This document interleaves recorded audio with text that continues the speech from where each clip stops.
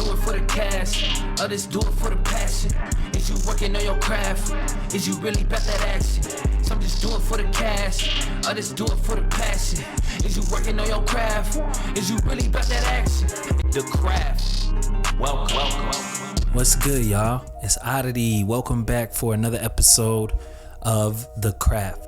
As artists, we always like the positive affirmation that what we're doing is being received well by those who we're sharing it with. And that's natural. That's normal in any element, in any realm of life, to want to have what you're doing be received well and appreciated and liked. But the reality of being a music artist is that you need to have people around you who can tell you the truth. And what I mean is, not everything that you're gonna do, no matter how good you get, is going to be great, or I should say worthy of you spending your time to go record it and put it out.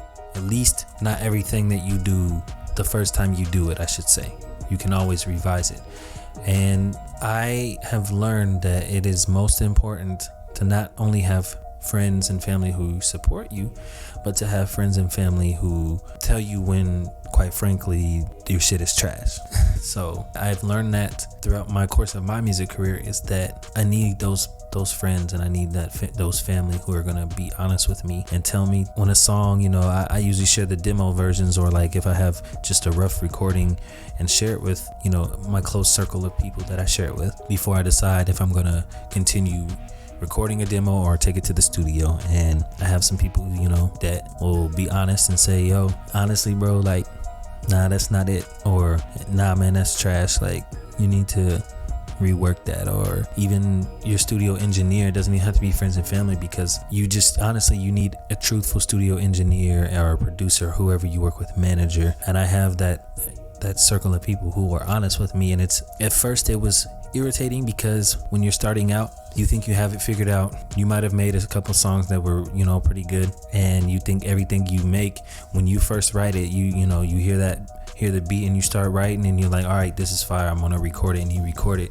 and if you don't have those people around you that are honest, while it might be an okay song, it could have been a great song if you had people who weren't just yes men around you.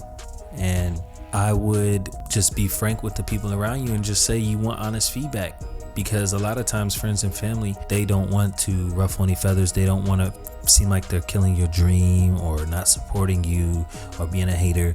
So they're just gonna nod their head, or they're just gonna oh, that's fire bro, or yeah man, that shit is that's flame, when inside they're probably not feeling the same way. And if you had both just had a honest dialogue beforehand, before you started that process, they could be more of like a resource to help you get better, than instead of just being a yes man. So I think it's very important to be able to take critique, whether it's from family, whether it's from friends, but most importantly, take critique from your studio engineers and producers and people that are actually working with you on the music. All that feedback from all those different areas is going to make you have a more well-rounded, great, amazing record, instead of just an okay song. And I had to learn that through the years of making pretty good songs that could have been great if I was more honest with those around me about the feedback that I wanted, or more receptive, I should say, because sometimes it's the attitude you give off or the vibe you give off makes people not want to really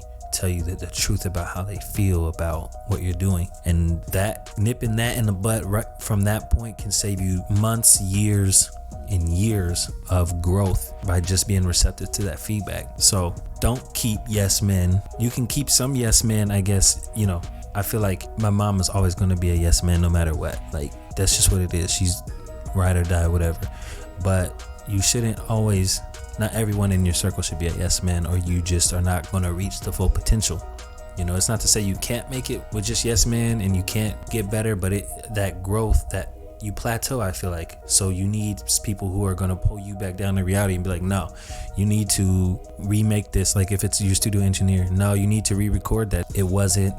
You didn't deliver it the way it should have been delivered. Or nah, man, like you don't need that many layers, or I think you should come in this way, or whatever the advice from your studio engineer, you should, not to say you always have to listen, but you should take some advice and be receptive. And then when it comes from people who aren't as musically inclined, like the people who listen to your music but they don't know the process behind it, if they give you advice or they give you feedback, it's really important too, because they are from the vantage point of you, of the consumers and the listeners.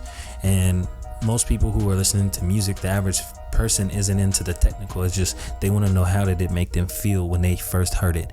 And we're in this era of music where if people aren't engaged after the first 10 15 seconds, skip.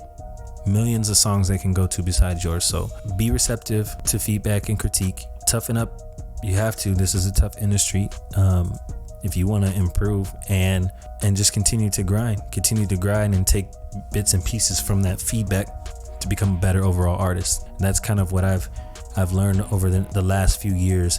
And I would say that the last 2 years in particular has really helped the growth of my music, is taking that feedback and taking that suggestions and getting the viewpoints from people who don't make music but consume it, because ultimately that's who we want to stream and to watch our videos and to listen to our music. So I hope that was a good bit of advice. Again, as always, please make sure you hit subscribe. The channel, I think the last time that I was doing these episodes, I was just past 1,000, and now we're creeping towards 2,500 subscribers. So continue to hit subscribe and share these videos, get them going in your algorithm, because it helps. The channel is growing and you guys are all a part of that. So I really thank you as always for your support, and make sure you tune back in for the next episode.